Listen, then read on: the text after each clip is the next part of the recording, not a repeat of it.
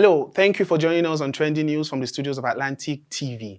My name is Jeremiah, here to give you the latest in news, sports, entertainment, and business. As usual, I'll be right back to give you the news in detail after this short break. Do stay with us.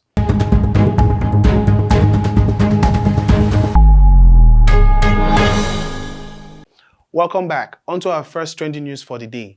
FG approves U.S. request for Abba Kyari's extradition. The federal government has approved the request by the United States of America. The federal government of Nigeria has approved the request of the United States of America to extradite the suspended commander of the Police Intelligence Response Team, Deputy Commissioner of Police Abba Kyari. The U.S. had requested that Kyari should be extradited over a large $1.1 million fraud involving Abbas Ramon, aka Hush Puppy, and 4 others. Moving on. ASU strike will soon be over in Gigi. The federal government of Nigeria yesterday expressed hope that the one-month warning strike embarked upon by Academic Staff Union of Universities, ASU, on February 14, 2022 would soon end. Minister of Labour and Employment, Senator Chris Ngigi, expressed the hope of an end to the warning strike when he spoke with newsmen at the end of a coalition meeting between government and the union. Ngigi said the meeting agreed on many issues and a timeline was scheduled for the implementation of the agreement. Moving on to our next story, Nigeria, 140 others vote against Russia. Ukraine to get $5.2 billion lifeline. Nigeria on Wednesday sided with 140 countries to demand the immediate withdrawal of Russian troops from Ukraine. The United Nations General Assembly overwhelmingly adopted a resolution that demands Russia's immediate withdrawal from Ukraine in a power rebuke of Moscow's invasion by a vast majority of the world's nations. Also, on Wednesday, the International Monetary Fund and the World Bank Group said they would respond to Ukraine's request for urgent financing with a total sum of $5.2 billion cumulatively. Moving on, 12,000 imported vehicles trapped in port over strike.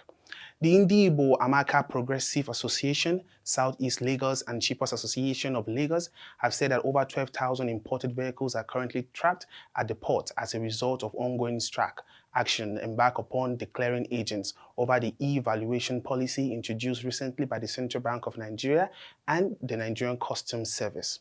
According to the association, the trapped vehicles incurred about 600 million in damages and other charges. At a press briefing on Wednesday, the president of SARS, Jonathan Eko, said the VIN regiment must be discarded and suspended immediately.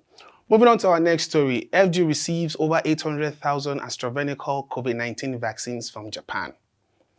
The federal government has taken delivery of 859,600 doses of AstraZeneca COVID-19 vaccines and 175 solar direct-driven generators donated by the government of Japan. He stressed that the donation will further strengthen the country's vaccination coverage, even as over 17 million eligible population had received their first doses of COVID-19 vaccine. The Executive Director of the National Primary Health Care Development Agency, Dr. Faisal Shaib, received the vaccination on behalf of the federal government. Moving on, FG orders domestic airlines to reverse 60% airfare hike. The federal government on Wednesday ordered domestic airlines to reverse the over 60% hike in airfares on domestic routes. It gave the order after investigation by the Federal Competition and Consumer Protection Commission showed that the airlines might have unanimously agreed on airfare hikes during a meeting by the Airline Operators of Nigeria, their umbrella body.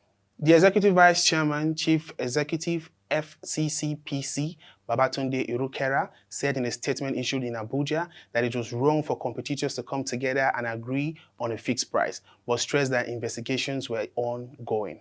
Moving on, Dubai trip to meet with agencies interested in investing in education coincided with Aisha's Buhari's birthday. This is according to the governor's wife. Nigerian Governors' Wives Forum (NGWF) had described as untrue and scandalous stories and videos circulating on social media and some sections of the media, alleging that some governor's wife left Nigeria for Dubai to attend the birthday party of Nigeria's First Lady, Aisha Buhari.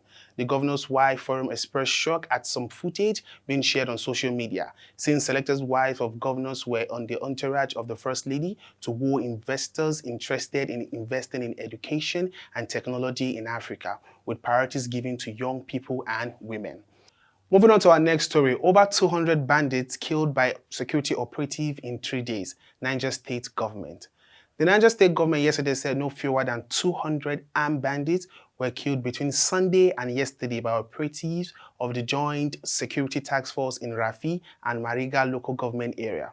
Commissioner for Local Government Chieftaincy and Internal Affairs, Mr. Emmanuel Umar, at a briefing in Mina yesterday, said the bandits were killed in Kundu axis of Rafi and Babaladan axis of Mariga local government area and other parts of the state between Sunday and Wednesday.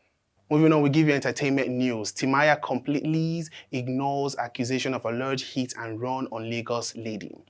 Social media has been buzzing hours after popular singer Timaya was reportedly involved in a hit and run. According to the sibling of the affected lady, reports claim that the singer almost killed her sister in the Ikate area of Lagos State. The lady who shared the news on her Instagram story is identified as Whitey_26. She also alleged that the singer blocked her on Instagram after numerous efforts to contact him to do the needful on her sister's treatment. Timaya is yet to make a statement concerning the allegations. Moving on to the African news, we give you news concerning Burkina Faso. Burkina Faso strongman stage inauguration after transition plan. Burkina Faso Paul Henry Damiba was ceremoniously crowned in as president on Wednesday, following the adoption of a charter to restore elected government in 2025. Damiba, a 41-year-old lieutenant colonel, seized power on January 24th, toppling elected President Christian Kobare. He was sworn in as president and head of the armed forces by the top constitutional body on February the 16th. Moving away from African news, we give you business news. Nigeria's total domestic gas requirement now 4.482 BCF. This is according to the federal government. The federal government on Wednesday announced that the country's total domestic gas demand was currently at 4.428 billion standard cubic feet per day. It announced this in a statement issued in Abuja by the Nigerian Midstream and Downstream Petroleum Regulatory Authority on the new domestic gas demand requirement for Nigeria. The chief executive, NMDPRA, Farouk Ahmed, said the requirements were jointly determined by all relevant stakeholders. We give you health news, COVID-19 tracker. No new cases have been recorded in Nigeria within the last 24 hours. As always on the show, we encourage you to wear your face mask, wash your hands regularly, and avoid overcrowded places. Do well to follow us on our social media handles now displaying at the bottom of your screen. Thank you so much for joining us on Trending News here on Atlantic TV. Until we come your way again next time, please do stay safe.